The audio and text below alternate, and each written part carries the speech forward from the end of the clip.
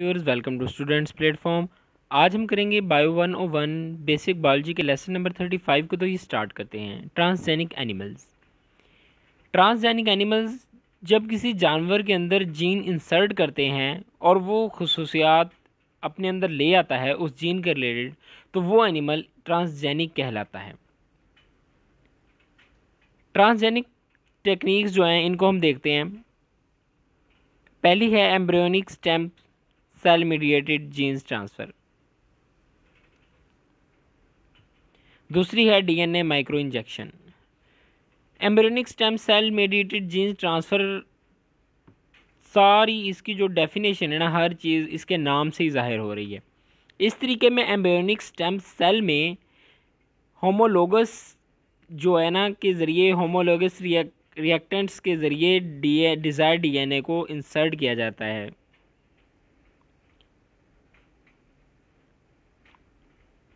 हमने पढ़ा embryonic stem cells, ये एक सेल्स हैं। एम्ब्रियोनिक स्टेम सेल्स जो हैं वो सेल्स हैं जो कि सोमेटिक और बैक्टीरियल सेल्स के अंदर फ़र्क करते हैं।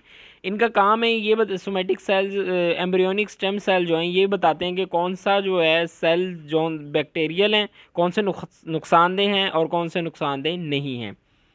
अच्छा, इस तरीका में मैंने कहा कि एम्ब्रियोनिक स्टेम सेल्स के अंदर होमोलोगस रिएक्टेंट्स रिकम्बिनेंट्स जो हैं, रिकम्बिनेशन प्रोसेस है, ये होमोलोगस रिकम्बिनेशन है। इस प्रोसेस के ज़रिए डिज़ायर्ड डीएनए को इंसर्ट किया जाता है। किन सेल्स के अंदर? एम्ब्रियोनिक स्टेम सेल्स के अंदर। ये सेल्स डेवलपमेंट के दौरान एम्ब्रियो में इंटर हो जाते हैं और एक मखसूस खूबियों वाला जानवर जो है नशोनुमा पाता है। सिंपल सा काम है कि एम्ब्रियोनिक स्टेम सेल्स के अंदर होमोलोगस रिकम्बिनेशन के ज़रिए डिज़ायर्ड डीएनए को इंसर्ट करना। स्टेम सेल्स वो सेल होते हैं जो सोमेटिक और बैक्टीरियल सेल्स के अंदर फ़र्क करते हैं। अभी एम्ब्रियोनिक स्टेम सेल जो हैं डेवलपमेंट के दौरान एम्ब्रियो के अंदर इंटर हो जाते हैं और एक मखसूस खूबियों वाला जानवर नशोनुमा पाता है। DNA micro injection. एक फर्टिलाइज्ड एग, वो एग जो स्पर्म के साथ मिला होता है, इसके अंदर जीन को इंसर्ट किया जाता है और ये काम एक इंजेक्शन की मदद से किया जाता है। इसे माइक्रो इंजेक्शन कहते हैं।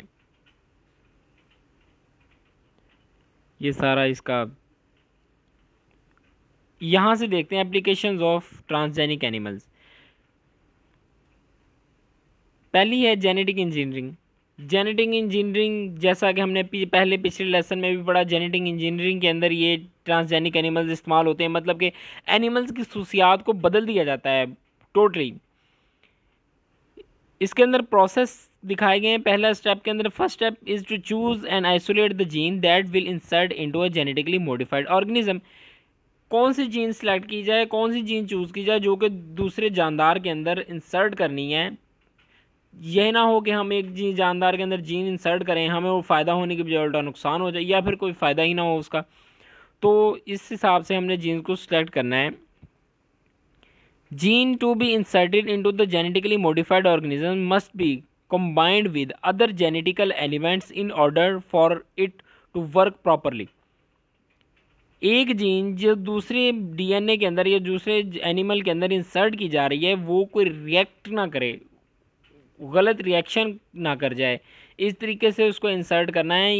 ऐसी सिलेक्शन करनी है उसकी कि वो इसके अंदर कंफर्टेबल, मतलब कि उसके अंदर ठीक आए, फिट आए, उसके अंदर कोई इशू ना बने। Most common form of genetic engineering involves insertion new genetic materials randomly within the host genome. Other techniques allow new genetic materials to be inserted at a specific location in the host genome or generate mutations at desired genomic loci या loci पढ़ते हैं, capable of knocking out endangered genes।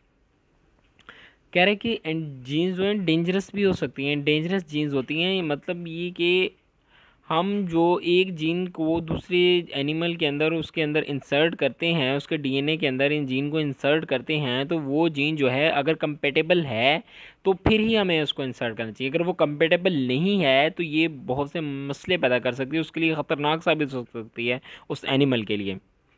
Even के animal की death तक भी हो सकती है। ट्रांसफॉर्मेशन, ट्रांसफॉर्मेशन को हमने पीछे भी पढ़ा कि क्लोनिंग का हमने प्रोसेस पढ़ा था ना, process of making many identical copies of a piece of DNA. एक डीएनए जो है को जिसकी खसूसियात की ज़रूरत होती है, डीएनए ऑफ इंटरेस्ट जो है को दूसरे डीएनए में एक सर्कुलर पीस में रखा जाता है। मतलब कि एक जगह से डीएनए कट करके दूसरे डीएनए में एक सर्कुलर पीस में उसके कॉपी पेस्ट कर दिया जाता है, जिसे हम प्लाज्मिड कहते हैं। ये काम एक एंजाइम की मदद से किया जाता है जो एक जगह से डीएनए को कट करता है और दूसरी जगह पेस्ट कर देता है। ये आरडीएनए जो है, आरडीएनए इसके अंदर कह रहा है कि फिर इसे बैक्टीरिया पर मुंतकिल किया जाता है। आरडीएनए बन जाता है ना, तो इसको बैक्टीरिया पर मुंतकिल कर दिया जाता है, जो कि ग्रोथ में इजाफा करता है और अपनी तादाद में इजाफा करता है, जिससे वो डीएनए भी सेम तरह कॉपीज़ में तब्दील होता जाता है। आरएनए जो जब चेंज होता है ना, बैक्टीरिया जो जिस आरएनए डीएनए को बैक्टीरिया के अंदर हम डालते हैं ना, वो बैक्टीरिया डिवाइड होता है 2 से 4 में, 4 से 8 में, साथ साथ फिर वो डीएनए जो है ना, रिकम्बिनेंट डीएनए जो है आरडीएनए, वो भी डिवाइड होता जाता है। तो ये ट्रांसफॉर्मेशन है, मतलब कि सिंपल सी बात, ट्रांसफॉर्मेशन की तमाम प्रोसेस करने के बाद क्या होता है, उस एनिमल पर इफ़ेक्ट क्या पड़ता है, जिस एनिमल को हमने डिज़ायर्ड क्वालिटी जिसके अंदर हमने प्रोड्यूस करनी है उसके ऊपर क्या इफेक्ट पड़ता है, वो ट्रांसफ़र हो जाता है, उसकी क्वालिटी उसके मुताबिक अमल करना शुरू कर देती हैं, एक्ट करना शुरू कर देती हैं जिस उस चीज़ के मुताबिक जिसको हमने इंसर्ट किया है। बेनिफिट्स बहुत सारे हैं, एग्रीकल्चर में है, मेडिसन में, इंडस्ट्री में है।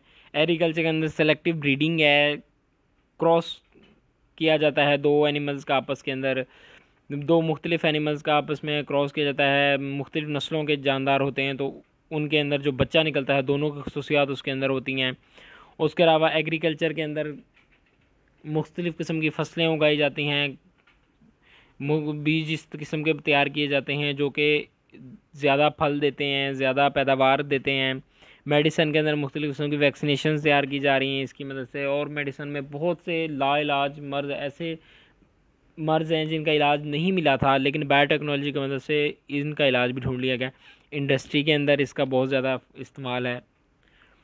तो व्यूअर्स, ये आपका लेसन नंबर 35 था बायो 101 का, बेसिक बायोलॉजी का। मैं उम्मीद करता हूँ कि आपको समझ आ गई होगी। हाईलाइटेड पॉइंट को एक दफ़ा देख लीजिएगा एमसीक्यूज़ के हवाले से। मिलते हैं नेक्स्ट लेसन में। टिल देन टेक केयर, अल्लाह हाफिज़।